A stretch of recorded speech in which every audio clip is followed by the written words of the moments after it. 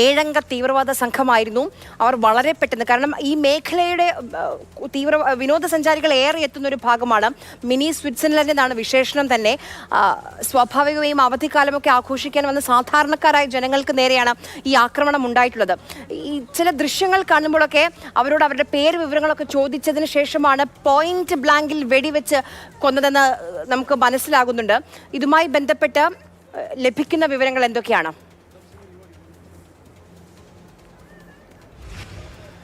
ആര്യ, തീർച്ചയായിട്ടും അത്തരത്തിലുള്ള റിപ്പോർട്ടുകൾ പുറത്തു വരുന്നുണ്ട്. പ്രത്യേകിച്ചും ഇതിൽ ചില ദൃശ്യങ്ങളിൽ ചിലരുടെ പ്രതികരണങ്ങൾ, ഈ ആക്രമിക്കപ്പെട്ടവരുടെ ചിലരുടെ പ്രതികരണം കേൾക്കുന്ന സമയത്ത് തങ്ങളോട് പേര് ചോദിച്ചു, ഐഡന്റിറ്റി കാർഡ് ചോദിച്ചു. ഈ ഐഡന്റിറ്റി കാർഡും പേരും ചോദിച്ച് മനസ്സിലാക്കിയ ശേഷമാണ് ഭീകരർ വെടികുതിർത്തത് എന്നുള്ളത് ചില വനിതകൾ ഈ അവിടെ ഉണ്ടായിരുന്ന ഈ മിനി സ്വിറ്റ്സർലൻഡ് എന്ന് പറയുന്ന ആ വിനോദസഞ്ചാര കേന്ദ്രത്തിൽ ആക്രമണം നടക്കുമ്പോൾ ഉണ്ടായിരുന്ന അല്ലെങ്കിൽ ആക്രമിക്കപ്പെട്ട വിനോദസഞ്ചാരികൾ പറയുന്നുണ്ട്. അത്തരത്തിലുള്ള ദൃശ്യങ്ങൾ പ്രചരിക്കുന്നുണ്ട്. എന്തായാലും അക്കാര്യത്തിലടക്കം മറ്റ് സ്ഥിരീകരണങ്ങൾ ആഭ്യന്തര മന്ത്രാലയത്തിന്റെ ഭാഗത്ത് നിന്ന് നിലവിൽ എന്തായാലും വന്നിട്ടില്ല. അത്തരത്തിൽ ചില ദൃശ്യങ്ങളുണ്ട്, അത്തരത്തിൽ ചില പ്രതികരണങ്ങളും എന്തായാലും വരുന്നുണ്ട്. ഇത്തരത്തിൽ ഭീകരർ വന്നു, അവർ ആളുകളുടെ പേര് ചോദിച്ചു, ID കാർഡ് ചോദിച്ചു.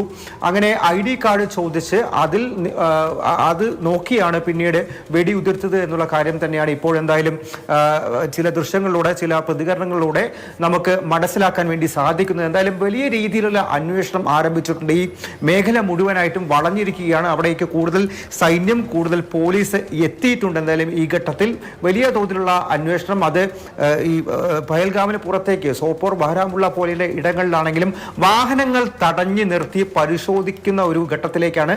അങ്ങനെ അതീവ ജാഗ്രതയിലാണ് ഇപ്പോൾ കശ്മീർ താഴ്വരയുള്ളത്. ഒപ്പം തന്നെ ഈ ഘട്ടത്തിൽ പറയട്ടെ, ഡൽഹിയിലും മുംബൈയിലും ജാഗ്രതാ നിർദ്ദേശങ്ങൾ പുറപ്പെടുവിച്ചിരിക്കുന്നു. വലിയ തോതിൽ തന്നെ ഈ ഘട്ടത്തിൽ ഈ ഒരു രാഷ്ട്രീയ പശ്ചാത്തലം കൂടി നമ്മൾ നോക്കേണ്ടതുണ്ട്. ബസന്ത്, പ്രധാനമന്ത്രി രാജ്യത്തില്ല, വളരെ നിർണായകമായ കൂടിക്കാഴ്ചയ്ക്ക് വേണ്ടി സൗദി അറേബ്യയിലാണ്. അതോടൊപ്പം തന്നെ അമേരിക്കൻ വൈസ് പ്രസിഡന്റ് ഇന്ത്യയിലുള്ള സമയമാണ്. അമർനാഥ് തീർത്ഥയാത്ര തുടങ്ങാൻ ഇനി ദിവസങ്ങൾ മാത്രമേ ബാക്കിയുള്ളൂ. അപ്പോൾ ഈ സമയം കൂടി നമ്മൾ ഈ ഭീകരാക്രമണത്തിൻ്റെത് വിലയിരുത്തേണ്ടതുണ്ട് ബസന്ത്.